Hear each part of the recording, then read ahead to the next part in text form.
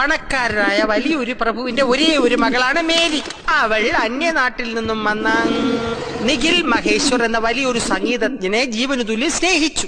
മേരിയുടെ ഈ തന്തയ്ക്ക് ദേഷ്യം പിടിച്ചു. തന്ത ആ ബന്ധം എതിർത്തു. മേരി ആ മഹേശ്വരനെ പിടിവാശിയോടെ കൂടുതൽ സ്നേഹിച്ചു. ഒടുക്കം തന്ത പ്രഭു ഫ്ലാറ്റ്, മകൾ മേരി പ്രഭു സക്സസ്. പ്രഭു വിവാഹത്തിന് സമ്മതിച്ചു.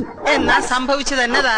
കല്യാണത്തിന് അച്ഛനമ്മമാരുടെ സമ്മതം വാങ്ങാൻ സ്വന്തം നാട്ടിൽ പോയ നിഖിൽ മഹേശ്വർ പാട്ടുകൂത്തുമായിട്ട് അവിടെ തന്നെ കൂടി. അങ്ങേര് തിരിച്ചു വന്നില്ല. പടി പിടിച്ച മേരി മഹേശ്വരനെ കാത്തിരുന്ന് നരച്ചു. അത് കാണാൻ നിൽക്കാതെ തന്തപ്രഭു ബാഡിയുടെ വെച്ചിട്ട് ജീവനും കൊണ്ട് സ്ഥലം വിട്ടു. അതല്ലേ അച്ഛന്റെ കഥ? അത് മാത്രമല്ല എന്റെ കഥ. അന്ന് യാത്ര പറഞ്ഞു പോയ നിഖിൽ മഹേശ്വരനെ ആ മേരി ഇന്നും കാത്തിരിക്കുകയാണ്. 1-2 വർഷമല്ല, 30 വർഷമായി കാത്തിരിക്കുന്നു.